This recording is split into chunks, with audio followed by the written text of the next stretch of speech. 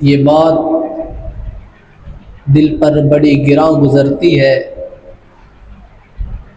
کہ ہماری زندگی، ہمارا وقت ہمارے پاس سے چھنتا چلا جا رہا ہے۔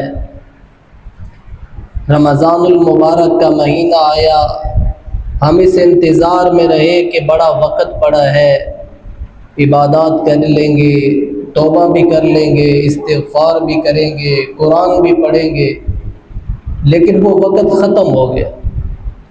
پھر شوال عید کی خوشیاں لے کر داخل ہوا ہماری زندگیوں میں، ہم پھر بھی اس سے فائدہ نہ اٹھا سکے۔ اب ذوالقعدہ کا مہینہ شروع ہونے کو ہے، یہ محترم مہینہ ہے، مکرم مہینہ ہے، تو ہماری زندگیوں سے ہمارا قیمتی وقت چھنتا چلا جا رہا۔ ایسے لگتا ہے جیسے کل جمعہ پڑا ہے اور آج دوسرا جمعہ ادا کرنے کے لیے ہم اکٹھے ہوئے بیٹھے، تو ہماری زندگی سے یوں وقت نکلتا چلا جا رہا ہے۔ تو میرے عزیزوں، ذرا دل پر ہاتھ رکھ کر ہم ذرا سوچیں تو صحیح کہ ہم نے حاصل کیا کیا ہے۔ کیا رمضان جیسے عظیم مہینے کو ہم نے ضائع کر دیا یا ہم کچھ حاصل بھی کر سکے؟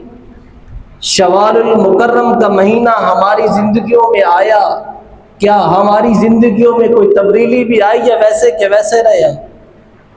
کیا ہمارے دل کی سیاہی نور میں بدلی یا کوئی نہ؟ اس بات کو تو ہم سوچ سکتے ہیں بھائی، اس بات کو تو ہم غور کر کے دیکھ سکتے ہیں۔ اور وہ رمضان کے دن ہمیں یاد تو آنے چاہیے کہ مساجد میں ہم سجدہ کر رہے تھے 5 وقت، اور دلوں کو سکون دے رہے تھے، اطمینان دے رہے تھے، دل بھی نرم ہو رہا تھا۔ اور آج پھر وہی بے وفائی، آج پھر وہی مسجدیں ویران، آج فجر کی اذانیں ہمارے دلوں پر اثر نہیں کر رہی، آج عشاء کی اذانیں ہمارے دلوں پر دستک نہیں دے رہی، ہمارے دل میں اتنی سختی آ گئی۔